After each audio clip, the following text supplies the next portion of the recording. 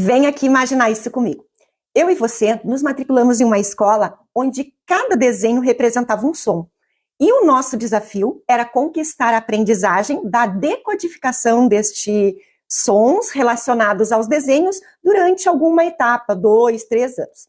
No primeiro ano, os nossos colegas vão obtendo sucesso nessa alfabetização, mas nós apenas conseguimos aprender a copiar aqueles desenhos.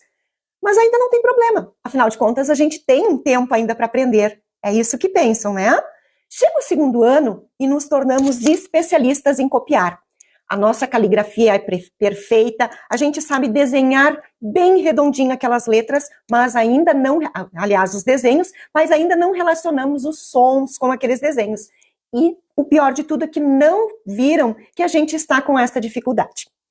Essa história faz parte de um texto, um artigo que eu escrevi lá em 2013, por aí, no meu blog, e se chama Mediação na Aprendizagem. Conta a história de um aluno que ingressou no segundo semestre na turma do terceiro ano. Na época eu lecionava como professora da educação básica. Ele tinha 12 anos e não sabia ler. Eu lembro que assim que ele ingressou, eu pedi que ele escrevesse 4 palavras e uma frase, que se chama Teste de Hipótese de Leitura Escrita, da Ana Teberoski e da Emília Ferreira. Ele não sabia distinguir letras, números, ele estava no que a gente chama de hipótese pré-silábica. A família estava aguardando uma avaliação neuropsicológica, né? Mas aquela situação me deixou bem angustiada. Então, na sequência da aula, eu fui atendendo os demais alunos, daqui a pouco eu lembrei de uma leitura da Linha Eyre, que tem nesse livro aqui, que fala das 4 fases do desenvolvimento da leitura, e chamei novamente a criança. E disse para ele, sabe, eu lhe pedi para escrever algumas palavras, porém eu quero que você escreva as palavras que você sabe. Num primeiro momento, ele respondeu que não sabia nenhuma, mas eu insisti. O seu nome você sabe escrever?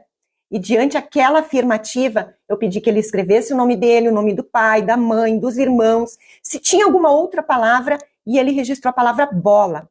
Eram 5 palavras, 5 elementos concretos que eu tinha em mão. Através disso, comecei diariamente, durante 5 minutos diários, chamar ele e trabalhar com essas 5 palavras. No final de um mês, se ampliaram para 50 palavras. No final do ano, a criança já estava conseguindo ler pequenos textos e escrevendo um pouquinho frases pequenas, né?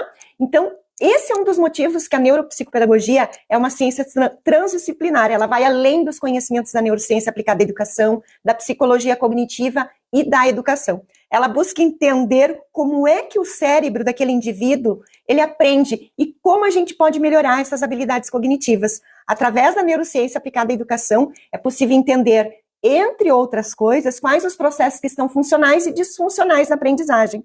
Digamos, por exemplo, que esta criança tivesse feito uma avaliação da neuropsicopedagógica e tivesse sido utilizado a avaliação de memória da Click Neurons. Então, aqui a gente poderia verificar que essa criança teria a memória auditiva prejudicada, mas ela tem potencialidades, ela tem a memória visual que está com potencialidades. Então, eu vou utilizar aquela memória visual naquele processo de aprender da criança. Através da psicologia cognitiva, que a gente entende qual é os mecanismos que vão acionar o sistema de recompensa daquela criança. A família, o futebol, o porquê ela escolheu a palavra bola, por que ela filtrou a palavra bola dentre tantas que ela já deve ter visto naqueles anos que ela já estava no processo de aprendizagem. Então, a gente, através da psicologia cognitiva, vai fazer uso desses gatilhos para promover a aprendizagem. E aí, através da pedagogia, que a gente vai escolher quais são as estratégias que nós vamos utilizar para potencializar a aprendizagem dessa criança.